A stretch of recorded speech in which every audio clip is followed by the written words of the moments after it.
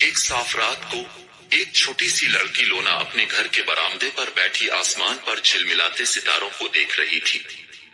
اسے رات کا آسمان بہت پسند تھا اور وہ اکثر ستاروں کے بارے میں کہانیاں سوچا کرتی تھی، لیکن اس رات اسے کچھ عجیب محسوس ہوا۔ ایک ستارہ غائب تھا۔ لونا کو معلوم تھا کہ اسے کھوئے ہوئے ستارے کو تلاش کرنا ہے۔ اس نے اپنی پسندیدہ نائٹ ڈریس پہنی، اپنا جادوئی ٹارچ اٹھایا اور سرگوشی میں کہا، مجھے کھوئے ہوئے ستارے تک لے چلو۔ ایک چمکدار روشنی میں لونا نے خود کو خلا میں تیرتے ہوئے پایا۔ ہر طرف ستارے چمک رہے تھے اور چاند مسکرا رہا تھا۔ ہیلو لونا، چاند نے کہا، میں دیکھ رہا ہوں کہ تم کھوئے ہوئے ستارے کی تلاش میں ہو۔ وہ خوف زدہ ہو کر بھاگ گیا تھا جب ایک بڑا سیاہ بادل اسے ڈھانپ گیا تھا۔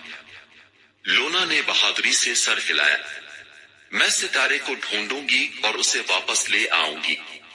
چاند نے آسمان کے ایک دور دراز اندھیرے کونے کی طرف اشارہ کیا۔ لونا نے اپنے جادوئی ٹارچ کی روشنی سے راستہ روشن کیا اور اس طرف بڑھ گئی۔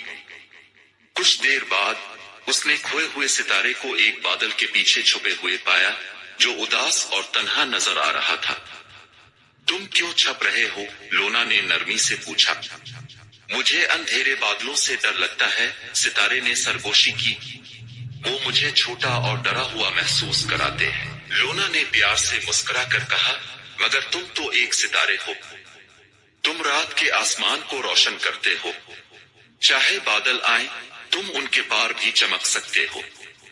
تم کبھی اکیلے نہیں ہو، باقی سارے ستارے تمہارے ساتھ ہیں۔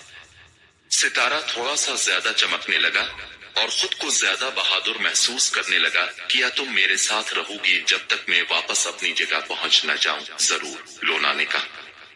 ہاتھ میں ہاتھ ڈال کر لونا اور ستارہ واپس ستاروں کی طرف روانہ ہو گئے۔ جب وہ دوسرے ستاروں تک پہنچے تو کھویا ہوا ستارہ زیادہ سے زیادہ چمکنے لگا، یہاں تک کہ وہ اپنی جگہ پر فخر سے چمک رہا تھا۔ شکریہ لونا، ستارے نے کہا، تم نے مجھے میری ہمت ڈھونڈنے میں مدد دی۔ لونا نے الوداع کہہ کر زمین کی طرف واپس تیرنا شروع کر دیا۔ اگلی صبح وہ اپنے بستر میں جاگی اور اپنے دل میں اپنے ایڈونچر کی یاد چمک رہی تھی۔ اور اس رات کے بعد جب بھی لونا آسمان کی طرف دیکھتی، وہ کھوئے ہوئے ستارے کو چمکتے ہوئے دیکھتی، یہ جان کر کہ چھوٹی سی روشنی بھی سب سے تاریک رات کو خوبصورت بنا سکتی ہے۔